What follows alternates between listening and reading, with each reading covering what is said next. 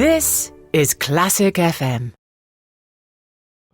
Hello, it's Jamie Crick here, and today I'm talking to Viktoria Mullova, who's joined us at Classic FM. Thank you for coming in. Talk to us about your new book, From Russia to Love, it's called. Tell me about the book, because the title is quite suggestive. I know some of your life story, and I might understand what that's about, but I'd really like to hear it from you. Well, I grew up in Russia. I was born there, and my first half of my life was very different from the second half of my life, and it was based on fear mostly, and it was very tough for me. It's a long story. I can't really say too much in the interview, but basically it was lots of fear in my life, and I had to escape from Russia, so I defected after winning the prestigious Tchaikovsky competition, and the defection itself was a very interesting story, so that's how the book Yeah, I want to ask you about that in a moment. So, but then the other half of your life was therefore in the West, and presumably quite different. Yes, I got married. I had three children, three different fathers, and basically started to get rid of this fear, and then came to love what I was doing, because before I was playing the violin and trying to get out, and that was the wrong reason for actually playing music. And then I started to really enjoy what I was doing, which was incredible, and then started to love more, much more love in my life now than it was before. I just want to talk about the defection, because you won two prestigious competitions. There was the Sibelius competition, and then I think 2 years later, the Tchaikovsky competition. And you and your boyfriend at the time defected in Stockholm. Yeah, we crossed the border from Finland to Sweden, because it was very difficult to defect in Finland. So it was a really complicated story with... But you ended up in a hotel room for 2 days. The Swedish police said, well, the American embassy's not open yet, so if you just go and hole up in a hotel room. Yeah, and they didn't even register what names they were, and they just thought that we are just simple people who just wanted to defect, and they realized after we left, because the radio stations were full of the stories about us, and then they realized they didn't know where we went. But so you're in this hotel room, and your pictures are all over the papers. You can't leave the hotel room because people will say...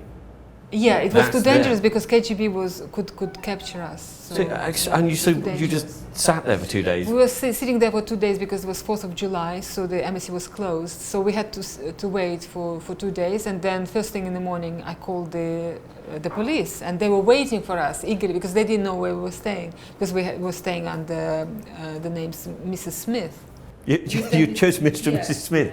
Yeah. Gosh, and you think the KGB might look up Mr. and Mrs. Smith in the city or something, but yeah. And of course, 2 minutes later, the cars were there, special cars, secret police car came to escort us to the American embassy, and we were given blonde wigs to hide, but which was not necessary at all, because the journalists were surrounding. I mean, they knew who you were. They knew, but they knew. I mean, Gosh, it's an incredible story. It must have been quite scary at the time. It was an exciting story. It was not that scary. The most scary thing was actually to arrive to the point of defection, because we could have been discovered in Russia when we were preparing to defect, because people were suspicious always. I had to keep this secret from the family, because my family didn't know that it would happen. I couldn't even trust my mother, my father, my sisters with this thing, because they could have told someone, or they could have, I don't know, prevented me to go. So I had to keep it secret, absolutely secret. Sounds awful. And talking of family, I read Anne-Sophie Mutter once said that the relationship between an artist and their instrument is like a marriage, and you had to leave your Stradivarius behind, that you played at the time. It didn't belong to me. I was playing the state's instrument. It belonged to the state, and it was not that difficult for me, because I knew that I couldn't steal the instrument, because it was insured, and it's not my instrument. Why should I steal it? For me, it was enough just to go. To get out. To get out. But that was a big story, because I left it on the bed in the room in the hotel. So it made a big headlines, because it's something really people talk about, you know. Yeah. Stradivari left on the bed. On people don't normally leave them on beds, do they? Yeah. You have another one now. I have another one which I'm much more used to, because it's nearly 30 years I have it. So I've had it for a long time. and it's mine. So thank you for talking to us. Just tell me, the book, telling your story, has that been cathartic, a release? Has it, or was it just that you wanted to get it down in your own words, as it were?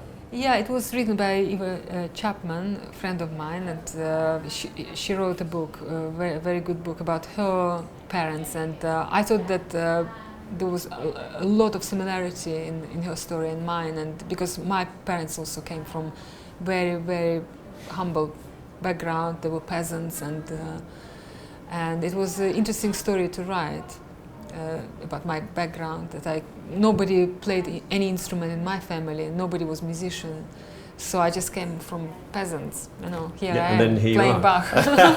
It's really nice to talk to you. Viktoria Mullova, thank you very much indeed.